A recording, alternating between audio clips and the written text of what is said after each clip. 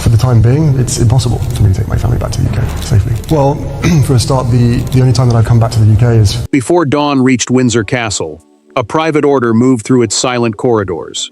King Charles had commanded that the official portraits of Prince Harry and Meghan Markle be removed from the Windsor Gallery before the household awakened.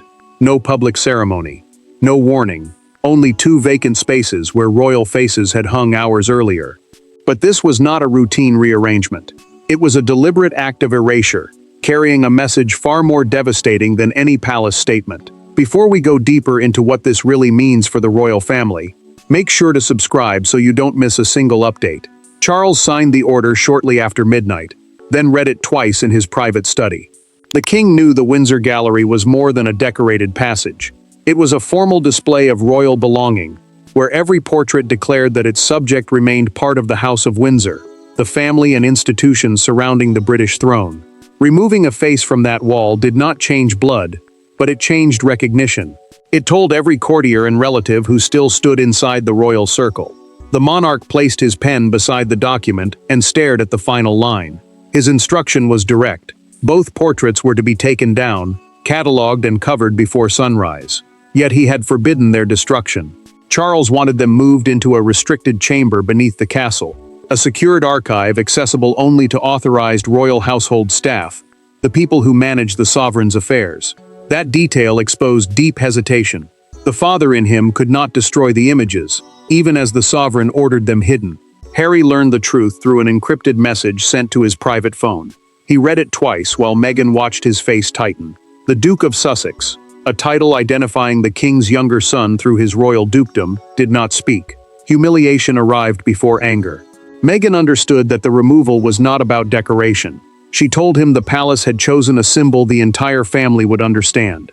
The workers moved carefully through the gallery as dawn approached. One senior courtier checked the document and noticed a handwritten sentence beneath the typed command. No replacement portraits were to fill the spaces until Charles issued another decision. The empty wall itself was meant to remain. Then Meghan's frame came away from the panel. A sealed envelope had been fixed behind it. The courtier froze, read the words across the front, and immediately stopped the removal. It was addressed to the sovereign alone. The empty spaces were shocking enough, but the hidden envelope suggested that the portraits had been concealing something Charles had never expected to confront. The portraits may have been removed in silence, but the decision struck 4 people with extraordinary force. For Charles, it was a declaration of authority against his own son. For Harry, it felt like rejection made permanent. For Meghan, it confirmed that the palace was prepared to remove not only her influence but her image. And for Prince William, the empty wall became proof that the family conflict had crossed into territory from which no easy reconciliation could return. Charles remained in his study after the envelope had been carried away. The king understood that the crown, the institution representing the sovereign and monarchy, demanded control when conflict threatened public duty. Yet control brought no peace. He could defend Windsor and still feel the weight of failing his younger son. That guilt sat beneath every instruction. Harry walked away from the message and gripped a chair before lowering himself into it. The Duke of Sussex, the royal title granted to him at marriage, had lost offices, duties, and access before. This felt worse. He told Meghan that the portrait had been created when they still believed their place in royal history was permanent. Removing it made the past feel rewritten. Meghan stayed beside him, controlled but deeply wounded. She reminded Harry that the image had once marked acceptance, when both believed service and family could coexist. Now the palace had turned their likenesses into punishment. She warned him that one angry statement would be used as proof that Charles had been right to act. William received the news before any public announcement, yet the timing offered no comfort. The prince learned that his father had not asked for approval, even though the empty spaces affected the family. He asked an aide whether the removal was temporary. The answer came after a pause. No one had been told.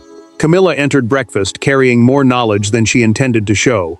The queen consort, the title used for the reigning king's wife, noticed Charles studying a floor plan of the Windsor Gallery. She urged him not to reopen the sealed envelope found behind Meghan's frame. The words left her too quickly. Charles looked up. He did not blink. Only 3 staff members knew an envelope had been discovered. William had not been told. Harry had not been contacted. Yet Camilla spoke as though she understood what it contained. The king folded the floor plan, set it aside, and asked the question that changed the crisis completely. How did you know?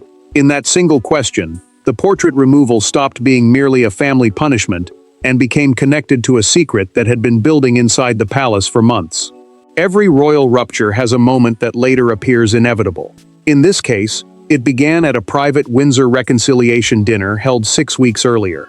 Charles had invited Harry to return without cameras, advisors, or public statements, hoping father and son could speak honestly. Instead, one sentence spoken after the final course shattered the evening.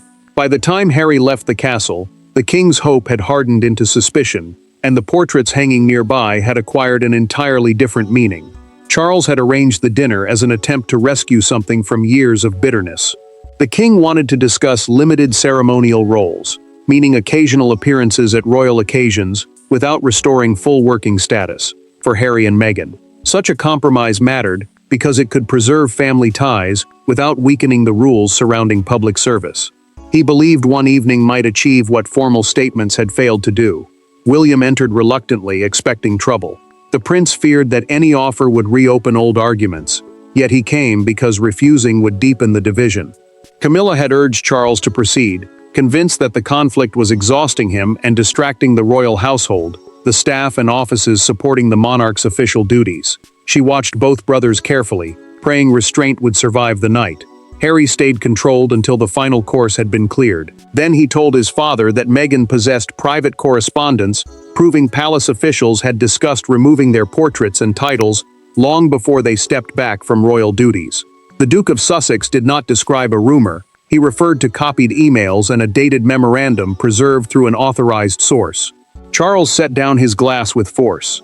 The monarch demanded to know how the papers had been obtained, but his son refused to identify the person who had passed them on. Harry insisted that the real betrayal was not the leak. It was the fact that someone inside the household had planned their erasure while publicly promising support.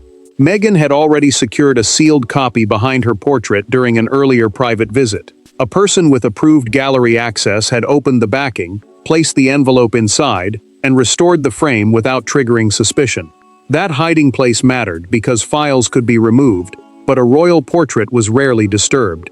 William followed his brother into the corridor after the dinner collapsed. He asked whether the documents implicated Charles directly. Harry looked back and answered that the truth concerned someone closer to the king than either brother wanted to believe. The envelope discovered overnight now contained that person's name. Charles held the answer, but before he could confront it, Harry demanded one final conversation face to face. The confrontation took place without aides, lawyers, or carefully prepared statements. Charles entered the oak room carrying the sealed papers, while Harry waited beside the fireplace after returning to Britain on a private flight. For several seconds, neither man spoke. Then the king placed the envelope between them and asked whether his son had hidden it behind the portrait. Harry answered yes. What followed was not a discussion between sovereign and prince. It was an argument between a wounded father and an abandoned son. Harry admitted that he had arranged for the documents to be hidden behind Meghan's portrait. The Duke of Sussex, the title given to the monarch's younger son, said he feared palace officials would destroy the evidence if it remained in an ordinary file. He had trusted the frame more than the people around it. That choice mattered because Windsor Castle was not merely a family home. It was royal property, protected by strict rules, and guarded as part of the crown. Charles leaned forward and accused him of turning the castle into a hiding place. The king said his son had used royal property to force old disputes back onto the table. Harry shot back that removing the portraits proved the palace valued obedience more than truth. His father pushed his chair away sharply. Trust, he said, could not survive secret files, hidden envelopes, and calculated pressure. Harry's anger faltered. He looked at Charles and asked one quiet question. Had he looked at his face in the portrait before ordering it removed? The monarch did not answer immediately. That hesitation carried more pain than denial. For one moment, Harry saw not the sovereign defending an institution, but a father who had known exactly whose image he was erasing. Charles opened the papers and pointed to a documented memorandum, a formal written record used to guide official decisions. It outlined a long-term strategy to reduce Harry and Meghan's presence across royal residences, even if reconciliation became possible. Their photographs, names, and ceremonial links were to disappear gradually, making exclusion look administrative rather than personal. The king then revealed how the final page had reached him. During the private meeting, he read aloud initials belonging to one of Camilla's closest household advisors. The queen consort, the reigning king's wife, had not signed the paper herself, but someone inside her office had helped shape the campaign.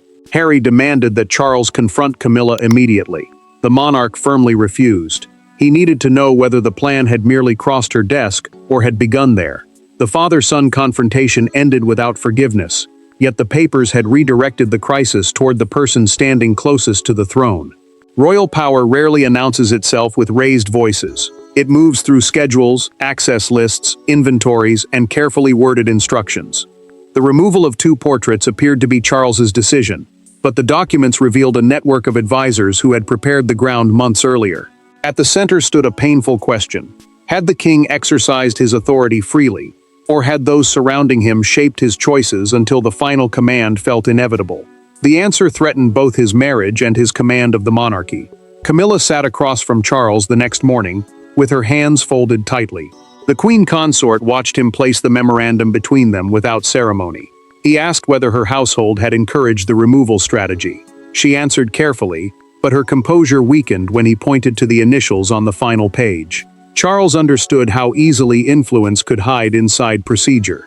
The Lord Chamberlain's office, the department that oversees major ceremonial and household arrangements, normally worked with royal collection staff, who care for the monarchy's artworks, and private secretaries, the senior aides managing each royal's official business.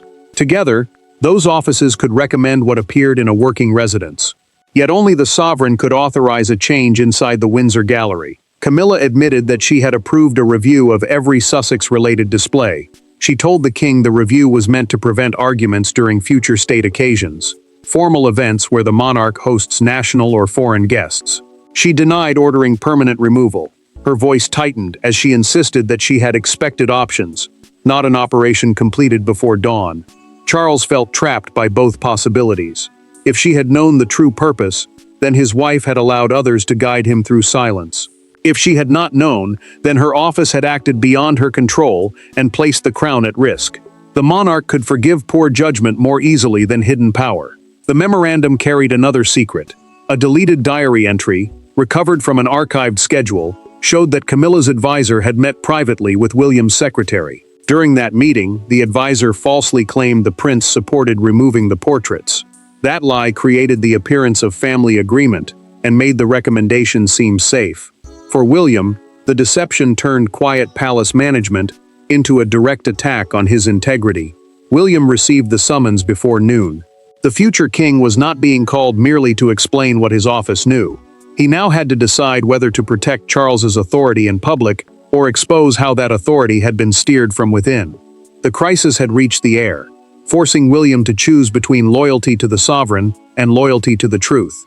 By midday, the secrecy surrounding the overnight operation began to collapse. Staff whispered about the vacant spaces. Visitors noticed the altered gallery, and photographs of the covered frames appeared on a private messaging group. The decision could no longer remain an internal act. As the first consequences spread beyond Windsor, each member of the family reacted differently.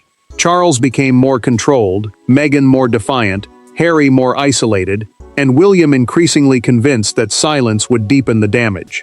Charles rejected the first statement prepared by palace communications staff. The king read the phrase routine gallery rotation and struck it through. A gallery rotation, the planned movement of artworks to protect or refresh a royal display, sounded harmless. This was not harmless. He had issued the command himself, and he refused to hide behind language that turned a deliberate punishment into housekeeping. Security officers began reviewing entry logs, camera records, and staff access lists. Their task mattered because the photographs had been taken inside a protected royal residence, where every movement was controlled. Someone had watched the covered frames being moved, captured the moment, and shared it beyond the household. The leak meant the family no longer controlled either the decision or its meaning. Meghan saw the empty wall on a phone screen and placed the device face down. She took one breath before telling Harry that the palace had made their humiliation public, without granting them the dignity of a direct explanation. He opened a blank statement, typed 3 furious paragraphs, and prepared to send them. She took the phone from his hand. Anger, she warned, would let others define what the portraits represented. William faced a different betrayal. The prince received the recovered diary entry and learned that his office had been falsely cited as supporting the removal.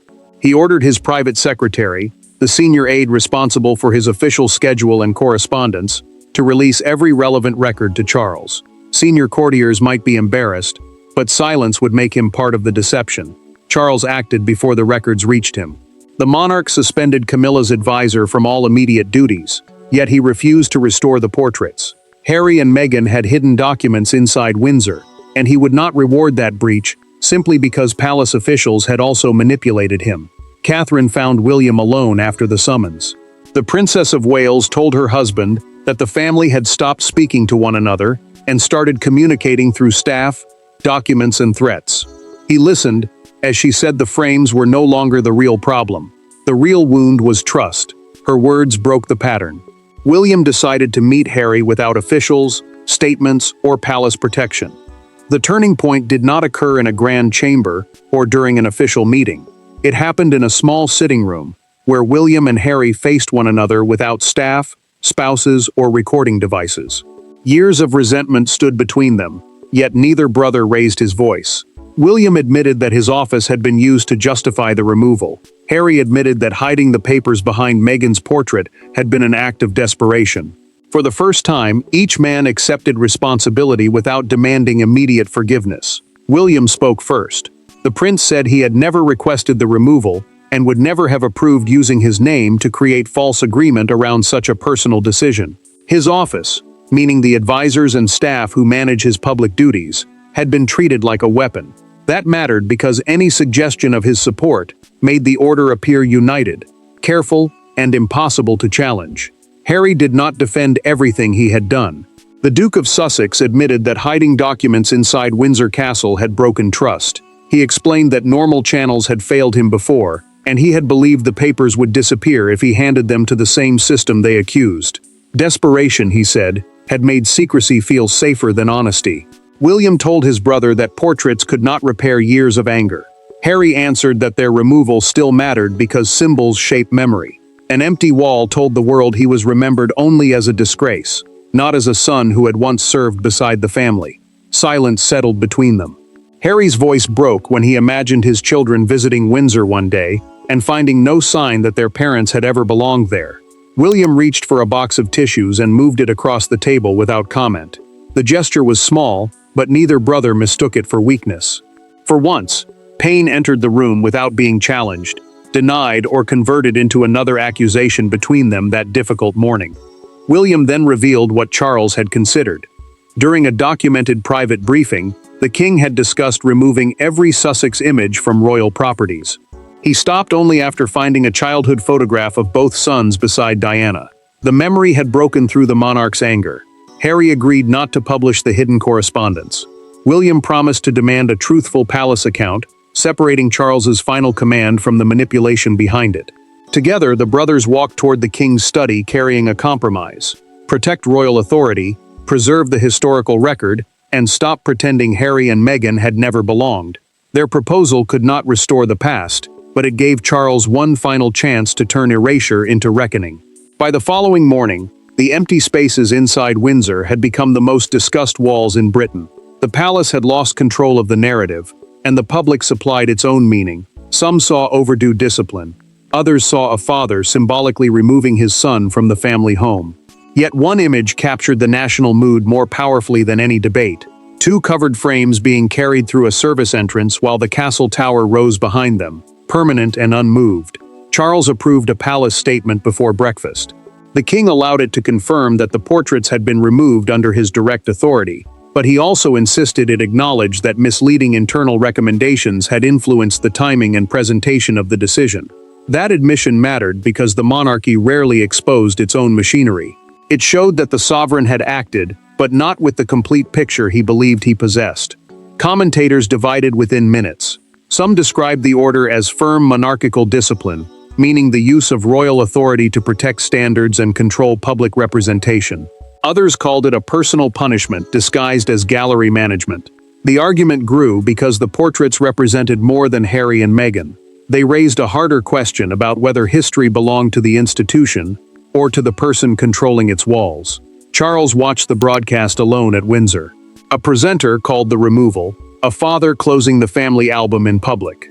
The monarch's expression tightened, yet he did not switch off the television. He listened as strangers judged the difference between duty and cruelty, knowing that both descriptions now followed his name. Harry and Meghan heard the same words together. The Duchess of Sussex remained outwardly calm, but she kept one hand over his as the debate became harsher. He struggled to hear broadcasters question whether he still belonged to his own family. She reminded him that public noise could not decide blood, though neither pretended the humiliation had faded. One newspaper turned the crisis into a national symbol. Its front page showed 2 blank gold frames beneath the headline, "Erased by Mourning." Outside Windsor Castle, a small crowd gathered without protest signs. One woman placed a childhood photograph of William and Harry beside the gates, quietly reminding everyone that the fracture had begun between brothers and a father, not between abstract institutions. That evening, Charles summoned the gallery curator. He issued one final instruction about what would replace the missing portraits. The next decision would reveal whether the king intended to erase the past completely or preserve it in a form the monarchy could finally face honestly. Charles did not order Harry and Meghan's portraits returned to their original positions, nor did he allow the empty spaces to remain as permanent signs of punishment. Instead, he chose an arrangement that acknowledged separation and history. The decision could not heal every wound, restore lost trust, or recreate the family that once stood together. But it ended the battle over whether 2 controversial figures could simply be removed from the royal story. They could lose their place of honor without losing their place in history. Charles summoned the gallery curator and gave an instruction. The king ordered the portraits transferred to the Royal Collection's Historical Archive, the protected store where artworks and records from the monarchy are preserved. There, the images would remain catalogued, secure, and accessible as part of the documented reign. The decision mattered because removal from display no longer meant destruction, secrecy, or denial. The monarch also reassigned the empty spaces inside the Windsor Gallery. A rotating exhibition would honor royal service across generations, rather than elevate one branch of the family above another. That choice protected the dignity of the castle, while refusing to turn absence into permanent public punishment. Charles informed Harry personally during a recorded call. He said the portraits would not return to ceremonial prominence, meaning the honored public position once given to their images. Yet he promised they would never be destroyed, hidden indefinitely, or treated as though the Sussex chapter had never existed. His voice remained firm, but the message carried restraint instead of anger. Harry accepted the verdict without celebration. Meghan took his hand as the call ended, and he quietly admitted that preservation was not reconciliation. Still, it was better than erasure. She agreed, knowing that history had not repaired the family, but it had refused to abandon them. William supported the settlement through a documented palace statement and in a private conversation with his father. The prince understood that brotherly closeness had not returned. Even so, he refused to let the crown turn pain into a false record. Charles dismissed the officials who had manipulated family offices and introduced a rule requiring written approval from the sovereign and affected household before any similar change involving living royals. The frames disappeared overnight, but the people inside them could not be removed from history. Charles's first order had risen from anger, betrayal, and wounded authority. His final decision came from control. Distance had redefined the family, yet neither a king's command nor an empty wall could erase what that family once was. Thanks for watching. Please don't forget to like and subscribe, and we will see you in next one.